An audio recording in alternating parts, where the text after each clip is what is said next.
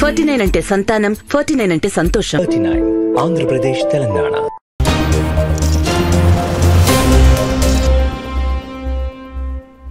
Bharatiya Janata party ఎక్కడ ఆట మొదలు పెడుతుందో, ఏ విధంగా ఆట మొదలు పెడుతుందో మనకెవరికి అంతు చిక్కదు. ఆ తర్వాత ఆట మొదలుపెట్టి అది ప్రారంభించిన తర్వాత ఎట్లా ముగుస్తుందో కూడా తెలియని విధంగా బీజేపీ ఎత్తులుంటాయి. అంటే ఆటను మొదలుపెట్టి ఆటను ఎట్లా ముగించాలో కూడా బీజేపీకి తెలిసినంతగా 140 ఏళ్ల హిస్టరీ అని చెప్పుకునే కాంగ్రెస్ పార్టీకి కూడా తెలియదు. భారతీయ జనతా పార్టీ ఇప్పుడు చూడండి, ఆంధ్రప్రదేశ్ రాజకీయాల్లో ఒక అనూహ్యమైన కొన్ని ఎత్తుగడలకు పూనుకుంది. ఒకటి, ముద్దగడ పద్మనాభం గారు ఎవరైతే కాపు సంఘం నాయకుడు ఉన్నారో, కాపు సామాజిక వర్గానికి సంబంధించి కీలక నాయకుడిగా గుర్తింపు పొందారో, ఆయనకు గవర్నర్ పదవి ఇవ్వడానికి బీజేపీ ఆలోచిస్తున్నట్టు ఒక వార్త గుప్పుమంది. ఇది మంగళవారం నుంచి ఈ కథనం బాగా ఎక్కువగా వైరల్ అవుతోంది. రెండోది, ఈ మధ్యనే పద్మవిభూషణ్ అవార్డు, అంటే దేశంలోని అంటే మన ఇండియాలో ఉన్న అవార్డుల్లో అది 2వ అత్యుత్తమ అవార్డు అని చెప్తారు.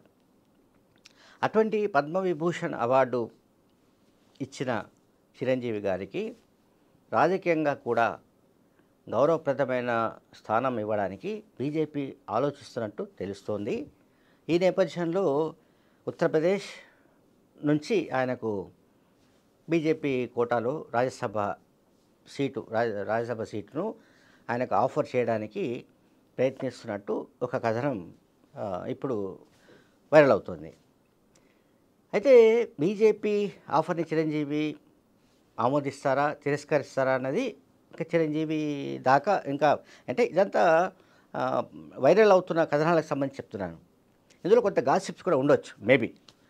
బట్ చిరంజీవి గారికి పద్మవిభూషణ్ ఇచ్చిన తర్వాత సహజంగానే ఈ వార్తలకు కూడా ప్రాధాన్యం వస్తుంది. అంటే భారతీయ జనతా పార్టీ మైండ్లో చిరంజీవి గారి విషయంలో ఆయన పట్ల ఒక గౌరవం ఉంది కనుక ఆయనకు ఏదో రకంగా ఒక పదవిని కూడా ఇస్తే, అంటే ఎంపీ రాజ్యసభ పదవిని ఇచ్చి, అవసరమైతే గతంలో ఆయన కేంద్ర మంత్రిగా పనిచేసే అనుభవం కూడా ఉంది కాబట్టి కేంద్ర మంత్రి పదవిని కూడా ఆఫర్ చేయవచ్చని ఇంకొక కథనం కూడా వైరల్ అవుతుంది. సరే, చిరంజీవి గారి ఫైనల్ డిసిషన్ ఎట్లా ఉంటుందో మనకు తెలియదు. ఆయన గతంలో చాలా సందర్భాల్లో చెప్పారు, నేను రాజకీయాలకు దూరంగా ఉన్నాను, రాజకీయాల్లో నేను క్రియాశీలంగా ఉండదలుచుకోలేని చెప్పారు. సో బీజేపీ ఒకవేళ తలుచుకుంటే ఉత్తరప్రదేశ్ నుంచి ఇవ్వదలుచుకుంటే, లేదా ఇంకొక రాష్ట్రం నుంచి ఆయనను రాజ్యసభకు పంపించదలుచుకుంటే ఆయనను పిలిపించవచ్చు, ఆయనను కన్విన్స్ చేయవచ్చు, లేదా ఆయనను ఏ రకంగా మెప్పించాలి ఏమిటనేది అది బీజేపీ చూసుకుంటుంది. బట్ ఇక్కడ ఇంకొక సమాచారం కూడా వస్తుంది. అంటే ఇది ఇంకా ధృవీకరణ కాని సమాచారం. అదేంటంటే, ఆంధ్రప్రదేశ్ ముఖ్యమంత్రి జగన్మోహన్ రెడ్డి గారు బుధవారం ఢిల్లీకి వెళ్తున్నారు. ఢిల్లీలో ఆయన కేంద్ర మంత్రుల్ని కలవడం, ఆంధ్రప్రదేశ్కు రావాల్సిన ఆర్థిక సహాయం, నిధులు వగైరా ఈ అంశాలతో పాటుగా ఈ పర్యటనకు రాజకీయ ప్రాధాన్యం కూడా ఉంది. అంటే ఎన్నికలకు ఇంకొక 2 నెలలు కూడా లేవు కనుక, 70 రోజులు ఎన్నికలు ఉన్నాయని అనుకుంటున్నారు కనుక ఖచ్చితంగా రాజకీయంగా కూడా ఆయన బీజేపీ నాయకత్వంతో చర్చలు జరిపే అవకాశం ఉంది. మరీ ముఖ్యంగా కేంద్ర హోంమంత్రి అమిత్ షాతో ఆయన చర్చిస్తారని కూడా వార్తలు అప్పుడే వస్తున్నాయి.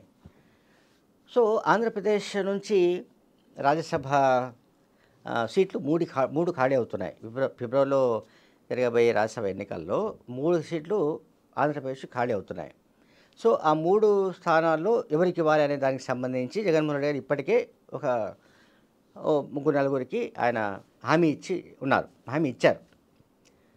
సరే, ఆ 3 సంగతి పక్కన పెడితే, ఆయన ఢిల్లీ పర్యటించినప్పుడు ఢిల్లీలో బీజేపీ నాయకత్వంతో మాట్లాడే సందర్భంలో ఒకవేళ మెగాస్టార్ చిరంజీవి గారికి ఆంధ్రప్రదేశ్ నుంచి రాజ్యసభకు ప్రాతినిధ్యం ఇవ్వండి అని బీజేపీ నాయకులు సూచిస్తే జగన్మోహన్ రెడ్డి గారు ఏం చేయాలి అన్నది కూడా ఒక చర్చ జరుగుతుంది.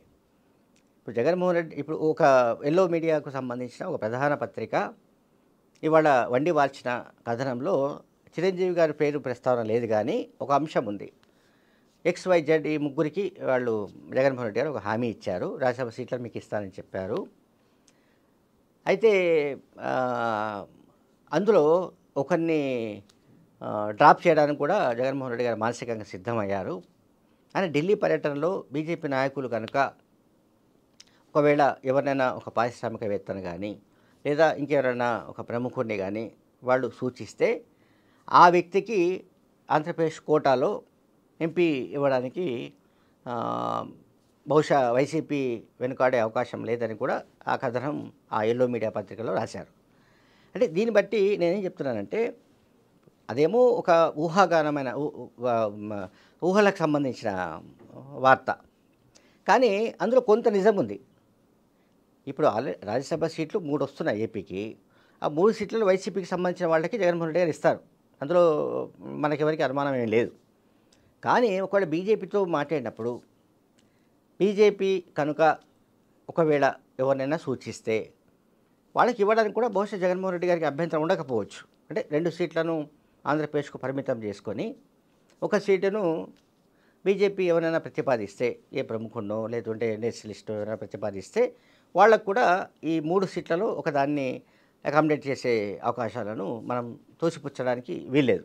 అంటే ఇదంతా ఏంటంటే బీజేపీకి సంబంధించి ఎత్తుగడ ఇదంతా. చూడండి, చిరంజీవిని ఎంపీ రాజ్యసభకు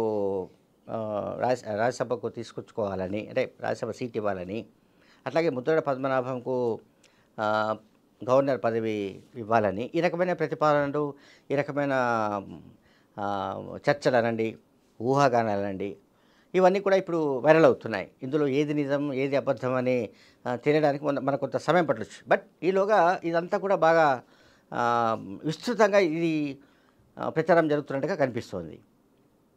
థ్యాంక్ యూ వెరీ మచ్.